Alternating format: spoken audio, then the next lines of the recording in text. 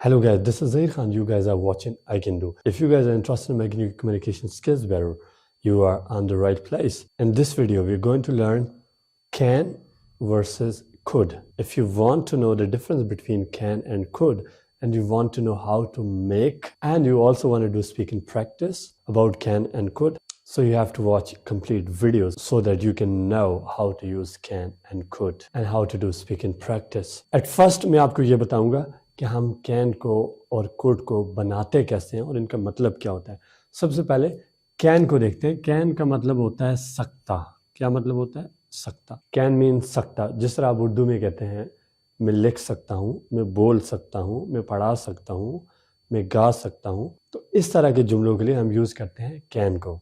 अच्छा, सबसे पहला जो इसकी पहली वेरिएशन है वो है एबिलिटी। एबिलिटी कहते हैं काबिलियत को। किसको कहते हैं? काबिलियत को। यानी कि जो काम आप करने के काबिल हैं, जो काम आपको करना आते हैं, वो आप सारे के सारे कैन के अंदर बनाएंगे। फॉर एग्जांपल, आप कहते हैं कि मैं लिख सकता हूँ।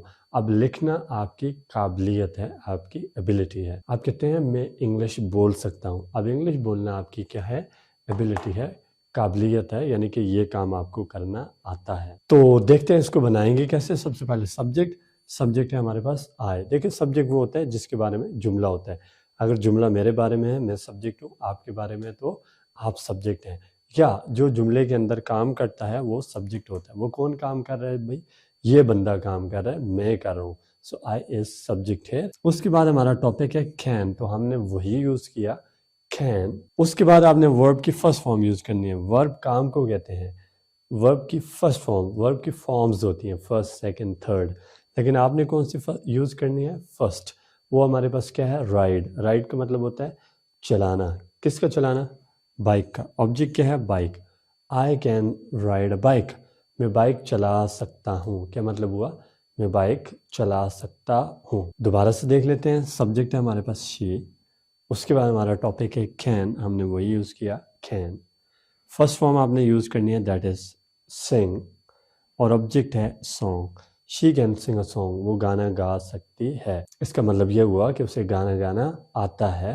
गाना गाना उसकी एबिलिटी है, काबिलियत है। तो इस तरह आप कैन को बना सकते हैं। ये इसका फार्मूला है। If you follow this formula your sentence will be correct. ये ठीक होगा, it can't be incorrect. What you have to do, you need to follow this formula. अगर आप इसका नेगेटिव बनाना चाहते हैं, आपने कैन के साथ नॉट का इस्तेमाल करना है। किसका इस्तेमाल करना है? नॉट का। तो अगर आप कैन के साथ नॉट का इस्तेमाल करेंगे तो इसका नेगेटिव बन जाएगा। तो आप जो है कैन नॉट को ऐसे लिखते हैं, it is pronounced can't as well as can't. इसको कांट भी पढ़ते हैं और कैंट भी पढ़ते हैं। आपकी मर्जी, जो आप मर्जी पढ़ें, आपको कोई रोक नहीं सकता। You are your own master. अच्छा, तो आप जो है कैंट का इस्तेमाल करेंगे, नेगेटिव बन जाएगा। तो I can't ride a bike, मैं बाइक नहीं चला सकता। She can't sing a song, वो गाना नहीं गा सकता। अब अगर आपने इसका क्वेश्चन बनाना है तो क्या करना है? ये जो कैन है इसको उठा के सबसे पहले रखना है। कैन शुरू में आ जाए, क्या हो जाएगा? Can I ride a bike and में क्वेश्चन मार्क। क्या मैं बाइक चला सकता हूँ? और इसको अगर क्वेश्चन में बनाए तो क्या हो जाएगा? कैन शुरू में आ गया। Can she Singh a song and में क्वेश्चन मार्क। क्या वो गाना गा सकती है? इस तरह आप जो है कैन को बनाते हैं। अब आते हैं कुड के ऊपर। नेक्स्ट है हमारा कुड। कुड का मतलब होता है सकता था। क्या मतलब होता है? सकता था। कैन का मतलब होता है सकता और कुड का मतलब होता है सकता था। अब एक और बात, ये भी यहाँ पे एबिलिटी के लिए हम इस्तेमाल करेंगे, लेकिन जो कैन है ये आपकी प्रेजेंट एबिलिटी होती है, जो काम आप अभी कर सकते हैं।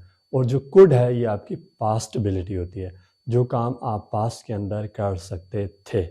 मिसाल के तौर पर मैं अगर प्रेजेंट का कहता हूँ कि मैं लिख सकता हूँ, अगर इसको पास्ट में लेके जाऊँगा तो हो जाएगा आई कुड राइट, मैं लिख सकता था। ये जो कुड है यहाँ पे ये कैन का पास्ट होता है। इसके अलावा भी इनके कई मतलब हैं, बट हम जो है यहाँ पे एबिलिटी सेंस को डिस्कस कर रहे हैं। तो मैंने कुड का मतलब बताया, सकता था। तो देखते हैं कैसे इनको बनाना है। सब्जेक्ट सबसे पहले हमने यूज कर लिया सब्जेक्ट आई। उसके बाद आपने टॉपिक यूज करना है दैट इज कुड। उसके बाद first form of the verb that is ride. और उसके बाद हमारे पास ऑब्जेक्ट है that is bike. I could ride a bike, मैं बाइक चला सकता था। आप जिस तरह कहते हैं कि मैं जब मैट्रिक में था तो मैं बाइक चला सकता था। I could ride a bike when I was in matric. जब मैं मैट्रिक में था तो उस वक्त मैं बाइक चला सकता था, यानी कि मुझे बाइक चलाना आती थी।